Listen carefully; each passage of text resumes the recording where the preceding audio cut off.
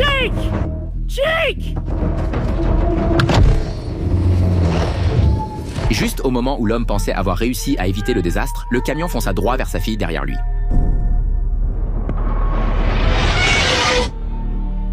La chose la plus douloureuse au monde est lorsque des parents regardent impuissants leur enfant mourir sous leurs yeux, incapable de faire quoi que ce soit. Jack tomba instantanément dans le désespoir. Bien qu'il ait sauvé son jeune fils, sa fille bien-aimée l'avait quitté pour toujours. Quelques jours plus tard, Jack organisa une cérémonie commémorative pour sa fille. Malgré tous ses efforts pour contrôler ses émotions, le chagrin de la perte de sa fille fit couler des larmes sur le visage de Jack.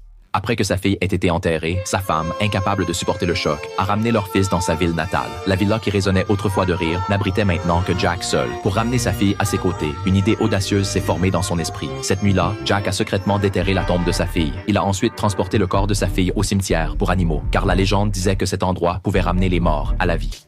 Jack ramassa une pierre et martela le sol avec force.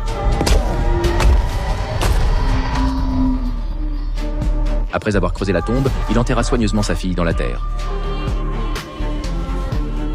Enfin, Jack rentra chez lui, hébété. Il étala les vêtements de sa fille sur le lit, attendant son retour. Peu de temps après, des bruits étranges vinrent de l'extérieur. Inquiet, Jack alla immédiatement enquêter. Il découvrit que la porte d'entrée de la villa avait été ouverte d'une manière ou d'une autre et qu'une traînée de pas apparaissait sur le sol. Jack suivit précipitamment les empreintes jusqu'au sous-sol. Il tira le rideau et trouva un petit masque de chat par terre. À ce moment-là...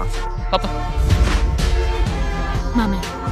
Bien que Jack ait été surpris, il a immédiatement embrassé sa fille. Jack a ensuite tendrement donné un bain à sa fille, ne remarquant absolument pas l'apparence étrange de sa fille. Lorsque Jack a écarté les cheveux de sa fille, il a découvert que sa blessure avait été recousue avec du fil de fer. Pourtant, sa fille ne montrait aucun signe de ressentir quoi que ce soit.